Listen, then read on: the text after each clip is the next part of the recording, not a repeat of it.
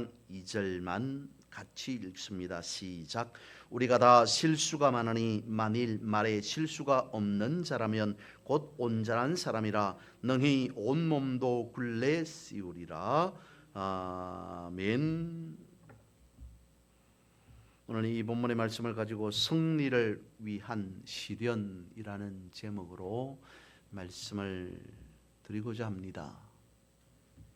미국의 역사 속에서 미국에서 가장 위대한 인물, 가장 위대한 대통령, 가장 존경받는 대통령이 누군가라고 한다면 아마도 여전히 링컨이라고 말하지 않을까 싶습니다. 그가 위대한 인물이 되는 데는 다 그런 이유나 혹은 배경은 있지 않겠습니까? 그의 어린 시절은 이랬답니다. 매우 부유한 넉넉한 가정에서 태어나 자란 어린 시절이 아닌 그 반대로 매우 가난한 집에서 환경, 여건, 조건이 매우 열악한 가정에서 태어나고 성장했다는 거죠. 그래서 그는 아마도 성공을 꿈꾸었을 겁니다. 내가 어떻게 하면 성공할 수 있을까라는 생각을 늘 언제나 품고 살지 않았을까요? 그래서 사업을 했던 것 같습니다. 이런 사업 저런 사업을 하는데 하는 족족 실패합니다. 성공하지 못합니다. 그로 인해 수많은 빚을 떠안게 되어집니다. 어려운 순간이었겠죠. 그리고는 정치인이 되고자 합니다. 청혼의 꿈을 품고 멋진 정치가로서 삶을 살아가리라 라고 다짐했을 겁니다. 도전장을 내밀었습니다. 출사표를 내었습니다. 내는 족족 낙선됩니다. 떨어집니다. 얼마나 실망이 컸을까요? 그럼에도 그는 당당하게 미국의 16번째 대통령이 되었습니다. 그가 이런 말을 했습니다. 내가 살아온 길은 다른 사람들보다 약간 위태하고 미끄러웠을 뿐 절대로 절망은 아니었다라는 말을 했다고 합니다. 한편으로 생각해 보면 그렇게 말할 수도 있었을 것 같습니다. 여러분, 제가 오늘날 여러분 앞에 당당하게 서는 미국의 대통령이 되었지만 저의 어린 시절은 찢어지게 가난했습니다. 여러분들은 어땠을지 모르겠으나 저는 삼시세끼 중에 한 끼도 제대로 먹을 수 없는 날도 많았습니다. 배고픈 시절이 있었습니다. 장사를 사업을 하고자 할 때 제 뜻과는 제 생각과는 너무도 달라서 이렇게 저렇게 사업하면서 엄청난 빚더미에 앉아서 그야말로 생을 포기하고 싶을 때도 있었습니다.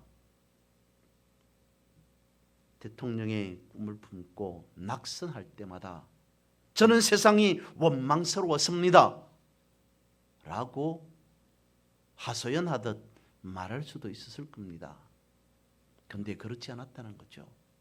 여러분들에 비해서 조금 미끄러웠을 뿐, 위태했을 뿐 저는 사업에 실패하든 낙선하든 절망하지 않았다.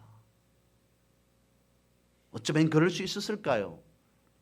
여러 가지 반복되는 어려움 속에서, 반복되는 실패 속에서 어쩌면 그는 겸손을 배우지 않았겠습니까? 낙선되는 그러한 상황 속에서 희망이 보이지 않는 그러한 내 일을 살아가고 있다라고 하는 생각 속에서 그가 붙잡고 있는 믿음이 더욱더 강해진 것은 아니었겠습니까? 그렇습니다. 살아가는 모든 사람은 다 성공을 꿈꾸며 살아가게 되죠. 어느 한 사람 실패하기 위해서 실패하고 싶어서 살아가는 사람 있겠습니까? 그런 사람 아무도 없습니다. 그런데 돌이켜 생각해 보면, 한편으로 생각해 보면 여러분, 실패가 없는 성공은 아무런 의미가 없습니다. 왜냐하면 실패가 있기에 성공이 빛이 나기 때문인 거죠. 모든 사람들이 다 성공하기를 원한다라고 하는 것은 수없이 많은 사람들이 실패하기 때문에, 그의 인생 속에서도 여러 번 실패해 보았기 때문에, 그래서 성공의 가치를 알고 있으니까, 그래서 성공이 빛난다는 것을 알고 있으니까 성공하기를 원한다라고 말하지 않습니까? 그러므로 실패가 없다면 성공 또한 무가치하다, 무의미하다라고 말할 수 있지 않겠습니까? 사람들은 그렇답니다. 예기치 않은 문제를 만나고 실패했을 때 각기 다른 반응을 보이게 된다는 거죠. 베드로, 예수님의 수제자 베드로라고 하는 인물에서 그의 실수담 내지는 실패담 하나를 생각해 봅니다. 그가 결정적으로 실수하고 결정적으로 실패할 수밖에 없었던, 부분적으로 실패할 수밖에 없었던 부분이 있었습니다. 어느 날 그는 당당하게, 아마도 어깨에 힘이 들어갔을 겁니다. 다른 사람들 앞에 자신이 어떤 사람인가 라고 하는 것을 나타내 보이고 싶었을 겁니다. 예수님께 그렇게 말하죠. 주님, 저는 지금 옆에 서 있는 사람, 아니 다른 세상 사람들과는 다릅니다. 주님 어떻게 나를 보실지 모르겠지만 저는 세상 사람들과, 다른 사람들과 다릅니다. 정직합니다. 저는 하면 한다는 사람입니다. 다른 사람은 다 주님을 버릴지라도, 다른 사람들은 다 주님을 인정하지 않을지라도 저만큼은 주님을 인정합니다. 저만큼은 어떤 일이 있더라도, 나의 목숨을 내어놓는 일이 있더라도 주님을 떠나지 않겠습니다. 주님을 부인하지 않겠습니다.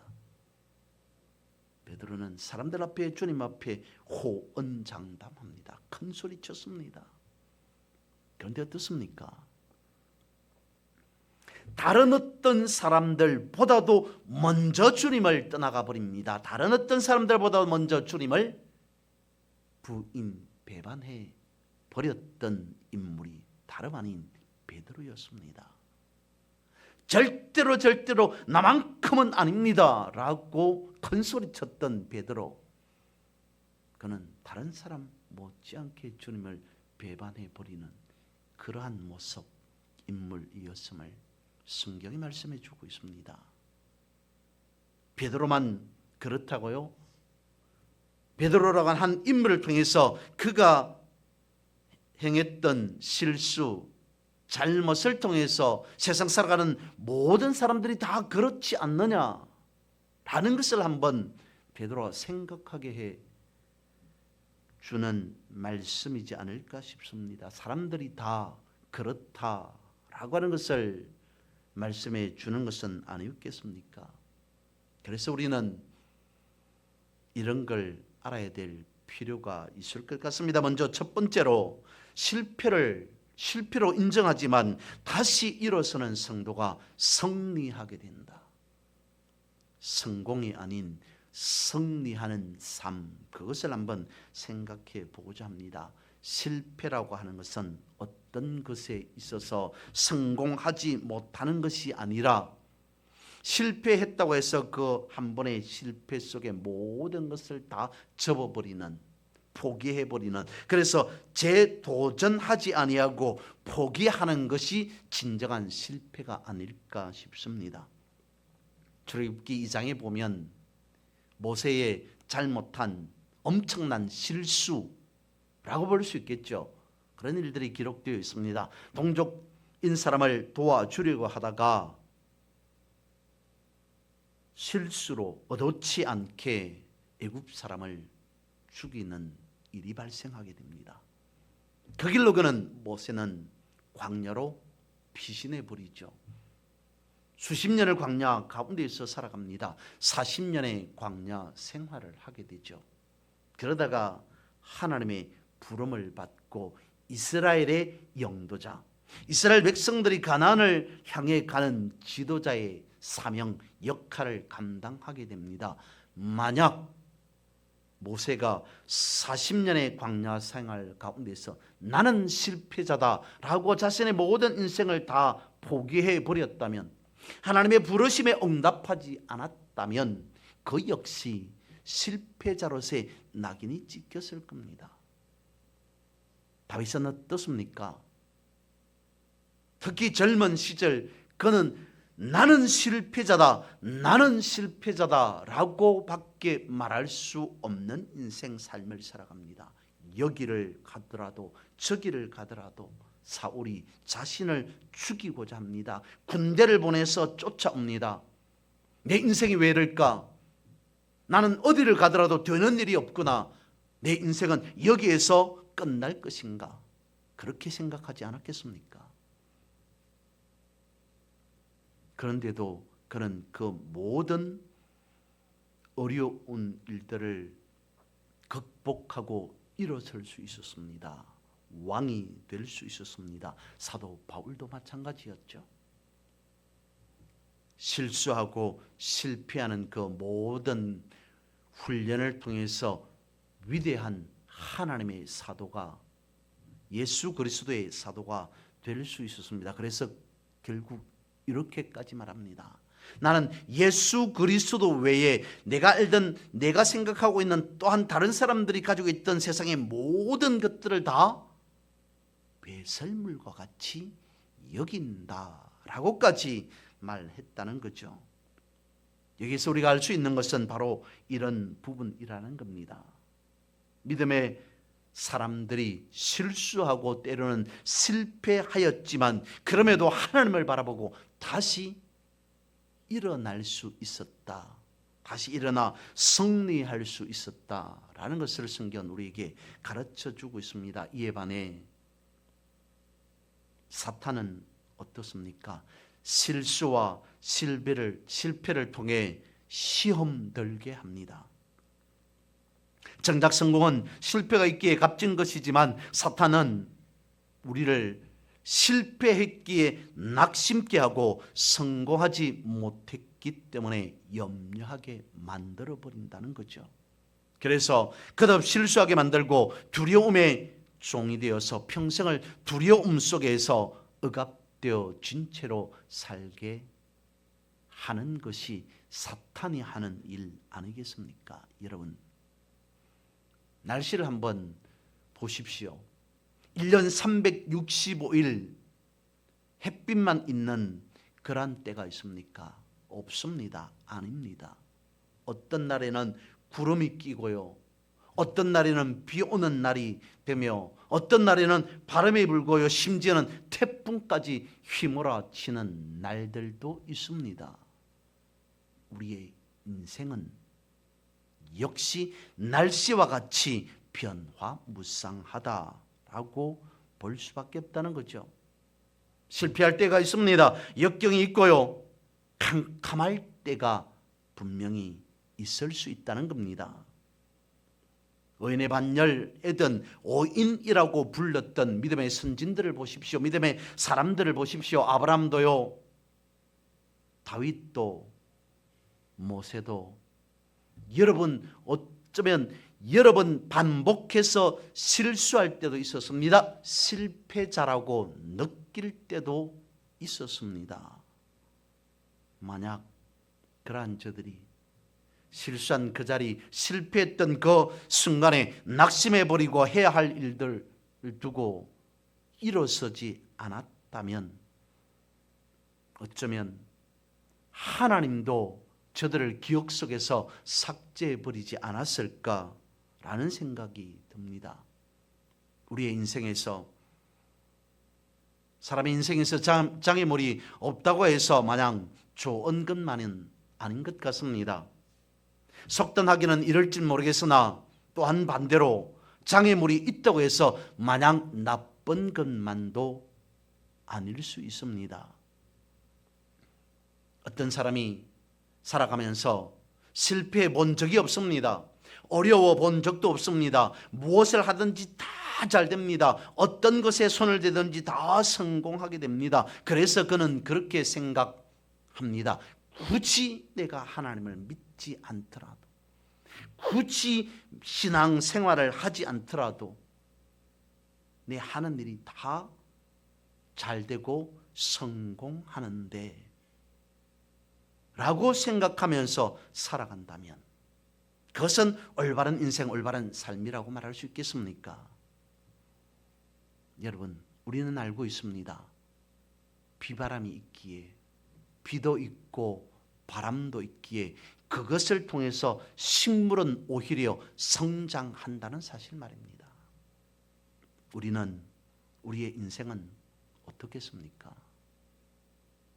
요한일서 1장 9절은 말씀합니다. 만일 우리가 우리 죄를 자백하면 그는 미쁘시고 의로우사 우리 죄를 사하시며 우리를 모든 불의에서 깨끗하게 하실 것입니다 라고 말씀하고 있습니다.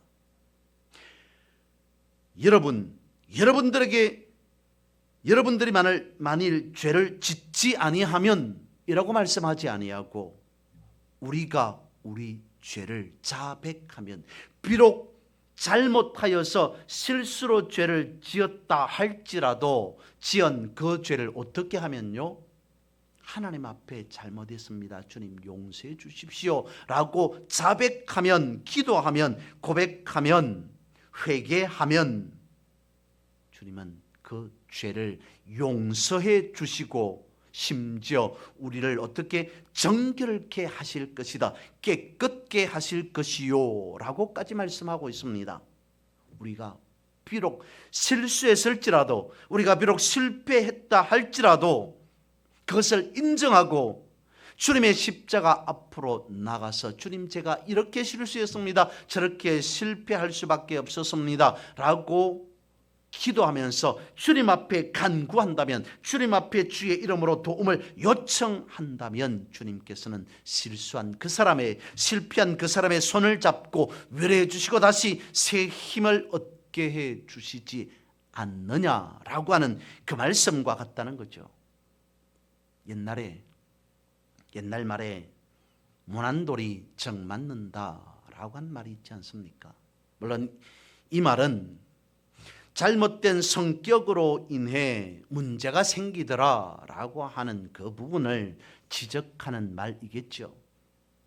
그런데 여러분, 돌을 만지는 석공이 둥글든 뭐가 나든지 간에 가공할 만한 돌을 다듬습니다.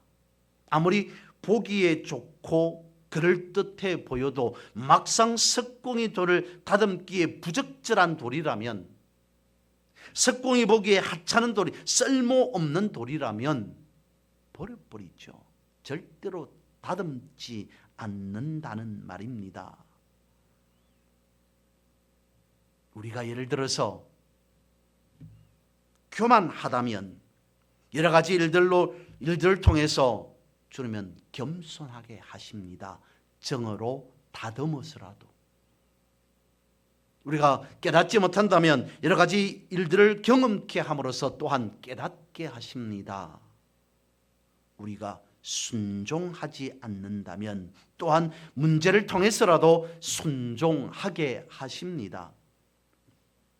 이를 달리 생각해 본다면, 교만하여서 문제가 있고 깨닫지 못해서 어려움을 겪고 순종하지 못해서 불순종하여서 많은 힘든 삶이 있었다면 그것을 통해서 불평불만할 것이 아니라 이렇게 생각해 볼 수도 있다는 것입니다. 여전히 주님은 나를 다듬어 쓰실 만한 가치 있는 인생이라고 여기시는구나. 그래서 내가 한 부분에 비록 뭐가 났을지라도 주님은 여전히 나를 가치 있는 인생으로 보시기에 다듬어서 쓰시고자 하는구나 라고 하는 생각을 할 수 있지 않겠습니까? 이것이 주님의 사랑 아니겠습니까? 이것이 오늘 제목으로 든 승리를 향한, 승리를 위한 시련은 아니겠습니까? 여러분, 두려움의 시험이 온다고 해서, 건강에 문제가 생긴다고 해서 승리할 수 없는 것 아닙니다. 비록 실패하고 실수했을지라도 실패와 실수의 자리에서 다시 일어서는 것을 두고 우리는 승리라고 말할 수 있다는 거죠. 두 번째로, 성령께서는 실수와 실패를 딛고 일어서도록 우리에게 힘을 주신다라는 겁니다. 성도는 성령의 도우심이 있어야 넘어진 자리에서 다시 일어설 수 있습니다.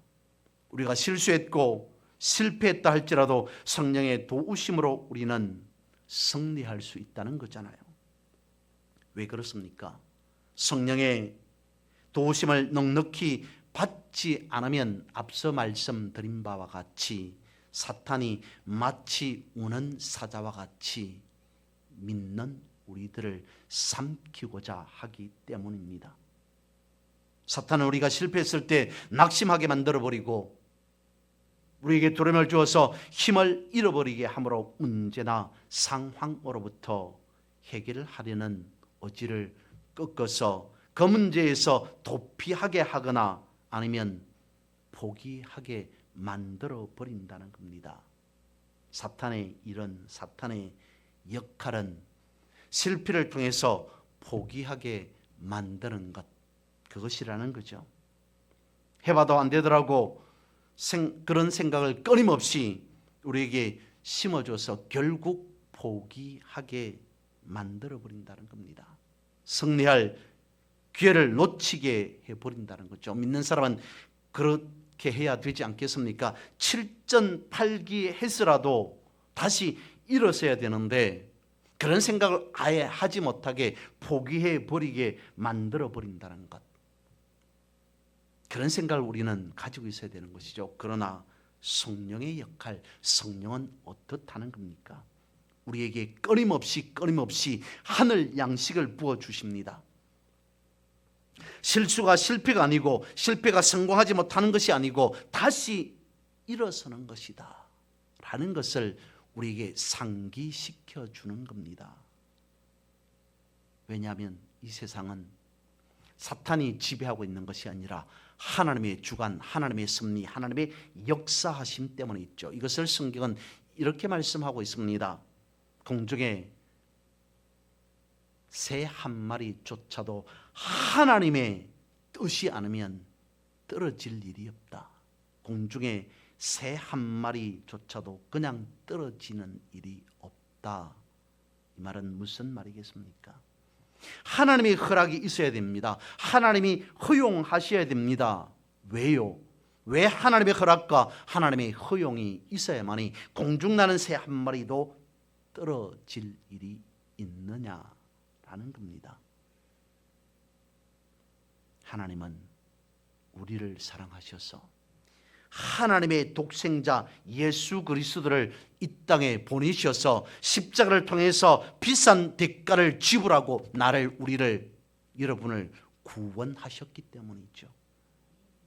그래서 우리가 하나님의 자녀가 되어서 천국 백성 되게 하셨기 때문이라는 겁니다. 예수 그리스도를 통해서 하나님의 자녀가 되고 천국 백성이 되게 하셨는데 실패의 자리에서 머물러 있도록 그냥 내버려 두시겠냐는 그 말이죠. 결코 그렇지 않으신다는 겁니다. 그래서 예기치 않은 실패를 당한다 할지라도 하나님의 살아계심을 믿고 낙심하지 말아야 됨을 오늘 성경 우리에게 가르쳐 주고 있습니다. 오히려 합력하여 선을 이루시는 하나님의 약속을 붙잡고 다시 일어서라 라고 말씀하고 있습니다. 여러분, 우리에게 예수 그리스도의 한 생명이 있는 한 우리는 소망이 있습니다. 승리라고 하는 확신이 있습니다. 위대한 사람은 대통령으로 당선되어서 미국의 이름을 떨친 링컨이 아니라 실패하지 않는 사람이 아니라 약속을 붙잡고 다시 일어서는 삶. 실패할 때마다 하나님을 의지하고 다시 일어서는 그 삶이 진정한 위대한 삶 내지는 위대한 사람 아니겠습니까? 하나님은 그렇습니다. 다시 일어서는 믿음의 사람에게 얼마든지 기회를 주시고 도와주십니다. 그래서 믿음의 사람들에게는 실패는 더 이상의 절망이 아니라 승리를 향해 나아가는 디딤돌이 된다라는 겁니다. 이러한 온전한 승리의 믿음의 삶을 살아가는 그런 여러분 되시기를 주님의 이름으로 축복합니다.